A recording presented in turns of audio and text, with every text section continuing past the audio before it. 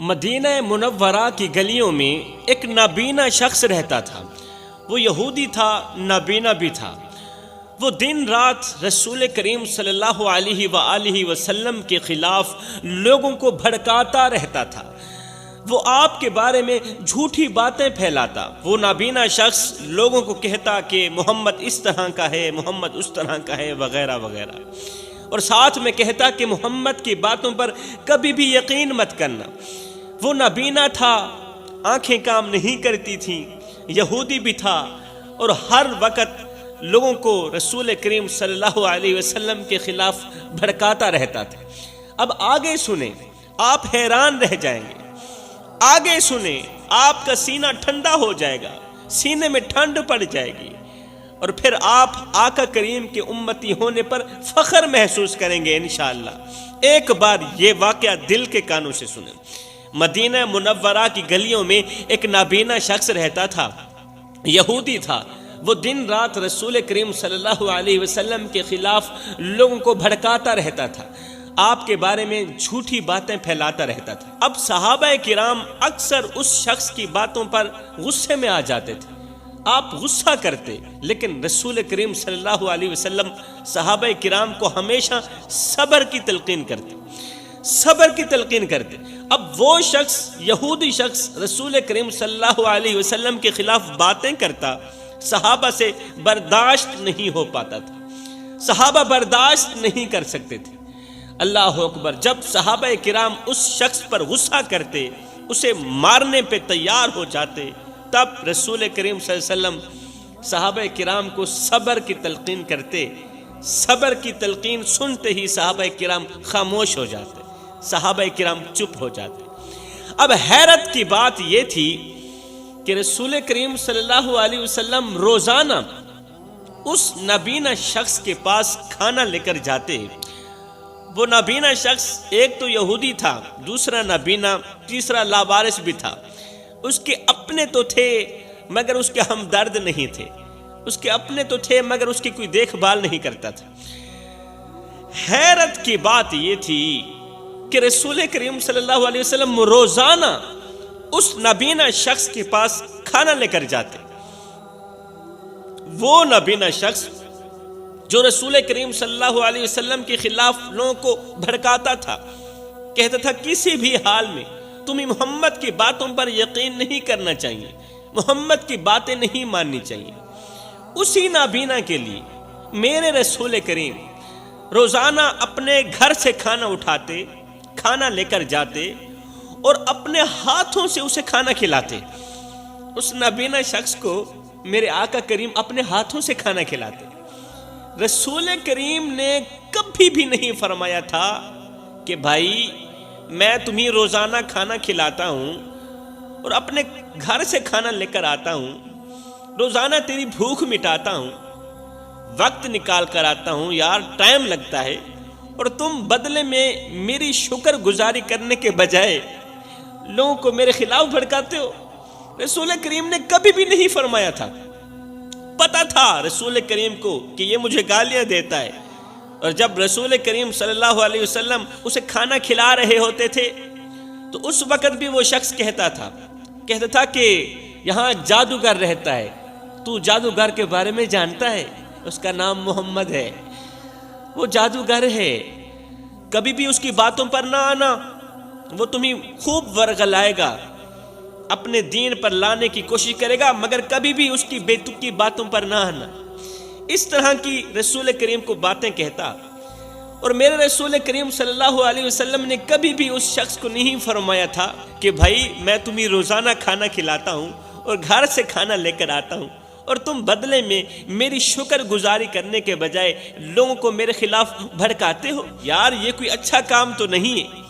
رسول کریم نے کبھی بھی نہیں کہا تھا۔ اب اس نابینا شخص کو بھی کبھی معلوم نہ ہوا کہ یہ شخص کون ہے جو روزانہ اپنے گھر سے کھانا لے کر آتا ہے اور آ کر اپنے ہاتھوں سے مجھے کھانا کھلاتا ہے، مجھے کھانا کھلاتے وقت کپڑے سے میرا منہ بھی صاف کرتا ہے، اور جاتے وقت میرے ہاتھ بھی صاف کر کے جاتا ہے۔ ہائے وقت گزرتا گیا، دن گزرتے گئے، اور اللہ کے حکم سے میرے رسول کریم صلی اللہ علیہ وآلہ وسلم کا وصال ہو گیا۔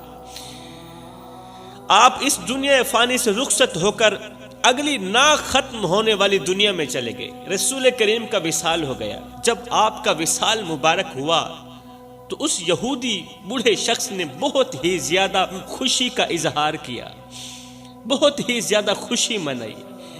اب کی بار وہ کہتا، لوگو تمہیں مبارک ہو، وہ شخص چلا گیا جو اپنا نیا دین لے کر آتا تھا اور تمہیں ورغلاتا تھا۔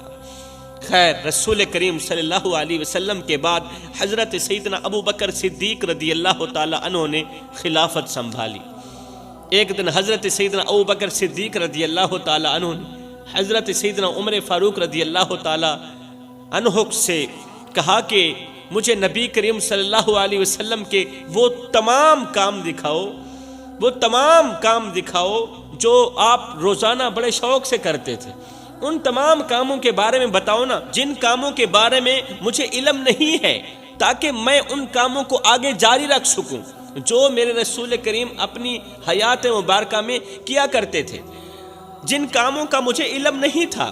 حضرت سیدنا عمر فاروق رضی اللہ تعالی عنہ نے نبی کریم صلی اللہ علیہ وسلم کی خدمات میں شامل تمام کام حضرت سیدنا ابو بکر صدیق رضی اللہ تعالی عنہ کو بتائے، یہاں تک کہ اس نابینا شخص کی خدمت کا ذکر بھی کیا کہ میرے رسول کریم روزانہ اپنے گھر سے کھانا اٹھاتے، فلاں نابینا شخص کو اپنے ہاتھوں سے کھانا کھلاتے، اور اس بات کا صرف مجھے علم ہے، مجھے پتہ ہے اور کسی اور کو پتہ نہیں۔ جب حضرت سیدنا ابو بکر صدیق نے یہ سنا تو سن کر کہا، وہ نابینا شخص جو رسول کریم کے خلاف لوگوں کو بھڑکاتا تھا، رسول کریم کو گالیاں دیتا تھا اور ہم اسے مارنے کے لیے تیار ہو جاتے تھے، اور رسول کریم ہمیں روکتے تھے کہ اس بڈھے کو کچھ نہ کہو۔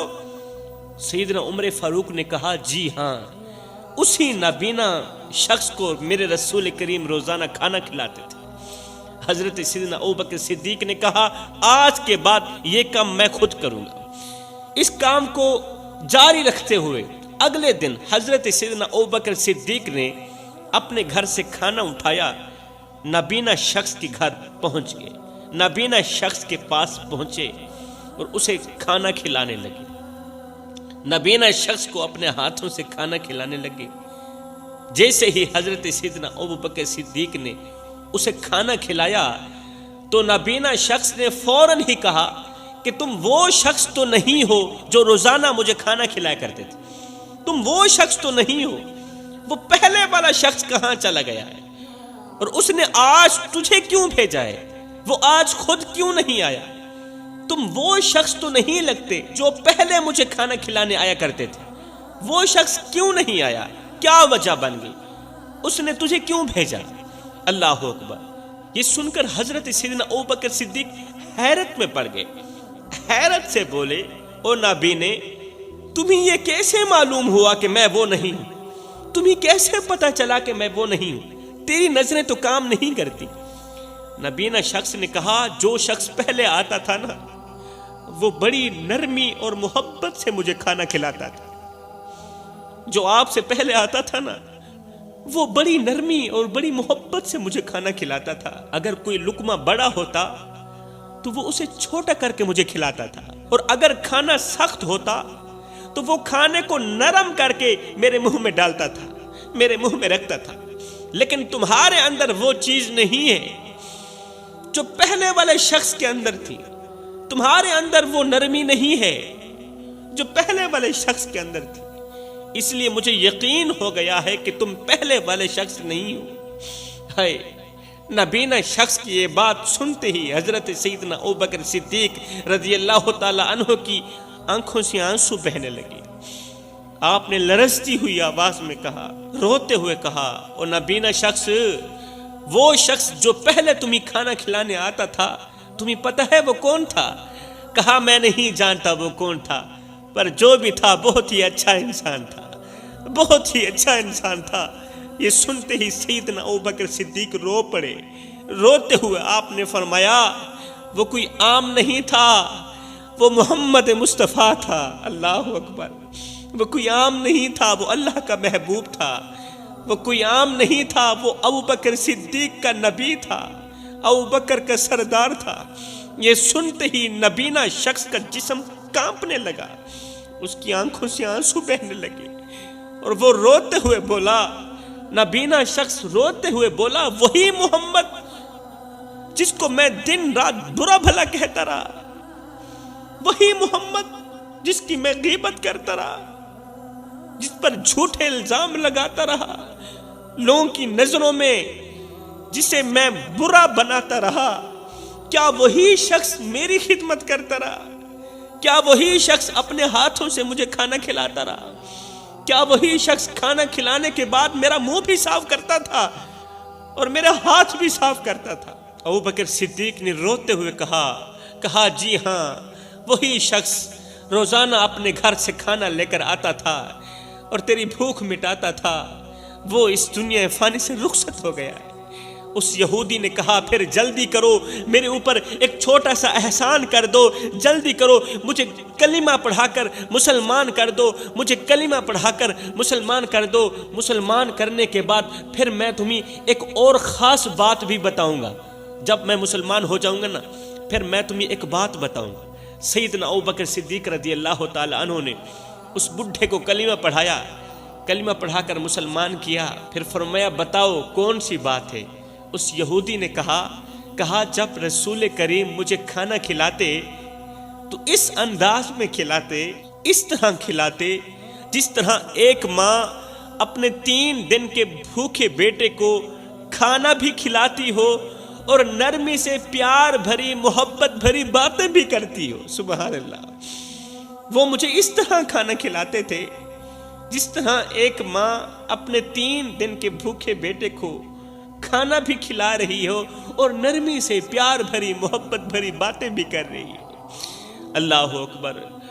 اس نے مجھے کبھی نہیں کہا تھا کہ میرا کلمہ پڑھ کر مسلمان ہو جاؤ، اور کبھی یہ بھی نہیں کہا تھا کہ بھائی تم میری غیبت کیوں کرتے ہو، تم میری چگلی کیوں کرتے ہو، میں تمہاری خدمت کرتا ہوں، تمہیں کھانا کھلاتا ہوں اور تم میرے خلاف لوگوں کو ورگلاتے ہو۔ میرے بھائیوں، ہمیں فخر کرنا چاہیے، فخر کرنا چاہیے کہ ہم اس نبی کے امتی ہیں جس کے امتی بننے کے لیے نبی آرزو کرتے رہے، تمنائیں کرتے رہے، خواہشیں کرتے رہے۔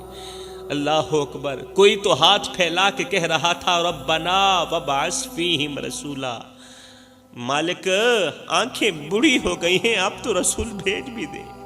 اور بھئی ہم نے تو کوئی انتظار نہیں کیا، ہم نے تو کوئی آرزو نہیں کی، ہم نے تو کوئی تمنا نہیں کی، ہم نے تو کوئی خواہش نہیں کی، بس ماں کی شکم سے ماں کی گود میں آئے تھے، ابو جی گئے مؤذن کو بلا کر لائے، مؤذن نے آ کے ہمارے کان میں پھونکا دیا، او میاں مبارک ہو، تو عام بن کر نہیں آ رہا، تو محمد کا غلام بن کر آ رہا ہے۔ یہاں پر ایک اور رلا دینے والا واقعہ سنوں گا۔ ایک دن میرے رسول کریم صلی اللہ علیہ وآلہ وسلم مدینہ منورہ کی گلیوں سے گزر رہے تھے کہ آپ نے ایک یتیم بچے کو دیکھا جو ایک کونے پر بیٹھا ہوا رو رہا تھا، اس کے چہرے پر غم اور آنکھوں میں آنسو تھے، اس کے چہرے پر غم تھا، آنکھوں میں آنسو تھے۔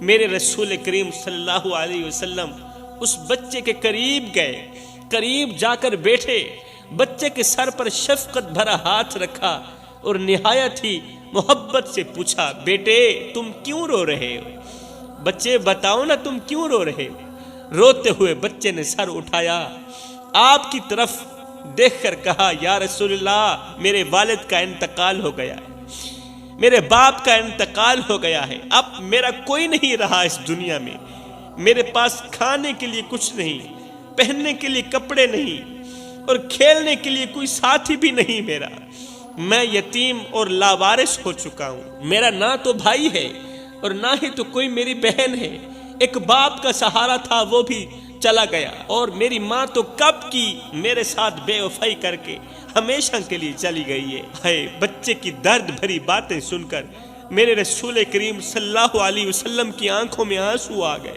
آپ نے بچے کو سینے لگایا، سینے سے لگایا اور نہایت ہی پیار سے فرمایا، او بچے کیا تم پسند کرو گے کہ محمد تمہارا باپ بن جائے، عائشہ تمہاری ماں بن جائے اور فاطمہ تمہاری بہن بن جائے؟ اور میرے بچے کیا تم پسند کرو گے کہ محمد تمہارا باپ بن جائے؟ سبحان اللہ۔ عائشہ تمہاری ماں بن جائے اور فاطمہ تمہاری بہن بن جائے۔ بچے نے جب سنا تو حیرت سے آپ کی طرف دیکھا اور دیکھ کر کہا یا رسول اللہ اگر ایسا ہو گیا تو پھر مجھ سے بڑا خوش قسمت دنیا میں اور کوئی ہو ہی نہیں سکتا، مجھ سے بڑا خوش قسمت بچہ دنیا میں اور کوئی نہیں ہو سکتا۔ رسول کریم صلی اللہ علیہ وسلم اس بچے کو اپنے گھر لے گئے، نہ صرف اس کے آنسو پوچھے بلکہ اسے اپنے بچوں کی طرح محبت دی، اپنے بچوں کی طرح توجہ دی۔ میرے کریم آقا اسے اپنے ہاتھوں سے کھانا کھلایا کرتے تھے، نئے نئے کپڑے پہناتے تھے اور اس کا دل بہلانے کے لیے اس کے ساتھ کھیلا کرتے تھے، اس کے ساتھ وقت گزارا کرتے تھے۔ ہائے ہم میں سے کوئی ہے جو آقا کریم کے اس عمل کو اپنی زندگی کا معمول بنا لے؟ ہم تو وہ نادان ہیں کہ یتیم بچوں کے سروں پر شفقت بھرا ہاتھ رکھنے کے بجائے ان پر طرح طرح کے الزام لگاتے ہیں، یتیم بچوں پر طنز کرتے ہیں۔ ہم لوگ کہتے ہیں یہ بگڑے ہوئے بچے ہیں، ان کے ماں باپ ان کو تمیز نہیں دے سکے اور اب یہ ہاتھوں سے نکل چکے ہیں۔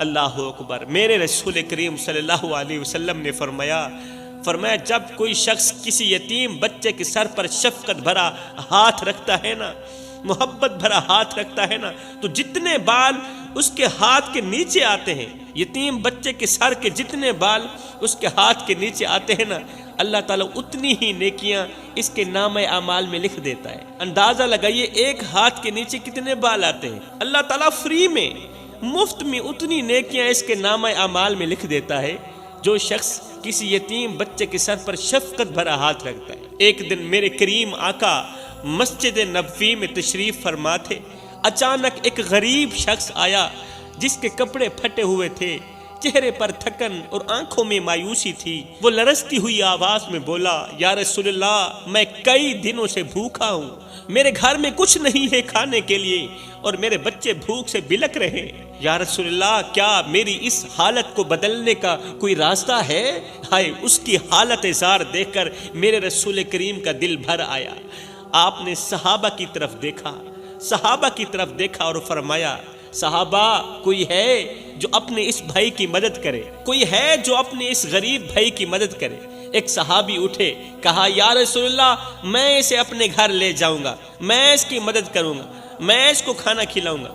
صحابی اسے اپنے ساتھ لے گئے۔ رسول کریم کے کہنے پر صحابی اس غریب کو اپنے ساتھ لے گئے، لیکن ان کے گھر اپنے کھانے کے لیے بھی کچھ نہیں تھا۔ جو صحابی غریب کو اپنے گھر لے کر گئے تھے اس صحابی کے پاس بھی کھانے کو کچھ نہیں تھا۔ انہوں نے اپنی بیوی سے کہا کہ ہمارے گھر مہمان آیا ہے اور ہم جو تھوڑا سا کھانا بچا کر رکھے ہوئے ہیں وہ اس مہمان کو دے دیتے اور خود بچوں کو بہلا کر سلا دیتے، خود نہیں کھاتے اور بچوں کو بھی نہیں کھلاتے، آج کا کھانا مہمان کو ہی دے دیتے۔ اب بیوی نے کیا کیا، اس تھوڑے سے کھانے کو مہمان کے سامنے پیش کیا اور چراغ کو بجھا کر خود سو گئے تاکہ مہمان یہ نہ سمجھے کہ میزبان خود بھوکے سوئے ہوئے۔ مہمان نے پیٹ بھر کر کھانا کھایا اور میزبان خالی پیٹ سو گئے۔ اگلے دن جب رسول کریم صلی اللہ علیہ وسلم کے پاس وہ صحابی پہنچے جس نے رات کو مہمان کی خدمت کی تھی، خود بھوکے رہ کر مہمان کو کھانا کھلایا تھا، جب یہ صحابی رسول کریم صلی اللہ علیہ وسلم کے پاس پہنچے تو میرے کریم آقا مسکرانے لگے، فرمانے لگے اے صحابی رات کو جو تم نے کیا، رات کو جو تم نے عمل کیا، وہ عمل میرا اللہ بھی دیکھ رہا تھا اور اس کے فرشتے بھی دیکھ رہے تھے۔ سبحان اللہ، اللہ تعالیٰ نے تمہارے اس عمل کو اتنا پسند کیا کہ تمہارے اس عمل کو اللہ نے فرشتوں کے سامنے بیان کیا۔ رات کو تو عرش پر تیرے چرچے ہو رہے تھے، خود اللہ کی ذات تیرے تذکرے بیان کر رہی تھی، خود اللہ کی ذات تیری تعریفیں کر رہی تھی۔ بھائی تیرے عمل نے تو میرے اللہ کو بہت زیادہ خوش کر دیا ہے۔ مطلب یہ کہ عبادت اس مقام تک نہیں پہنچاتی جہاں غریب کی خدمت پہنچاتی ہے۔ یہ نماز بھی پڑھتا تھا، قرآن بھی پڑھتا تھا، اللہ تعالیٰ نے فرشتوں کے سامنے کبھی اس کا ذکر نہیں کیا تھا، لیکن آج اس نے ایک بھوکے کو کھانا کھلایا ہے، غریب کی مدد کی ہے۔ یہ عمل میرے اللہ کو اتنا پسند آیا ہے کہ اللہ تعالیٰ نے فرشتوں کے سامنے اس کے تذکرے بیان کی، فرشتوں کے سامنے اس کی تعریف کی۔ اس کا مطلب یہ ہوا عبادت اس مقام تک نہیں پہنچاتی جہاں غریب کی خدمت پہنچاتی۔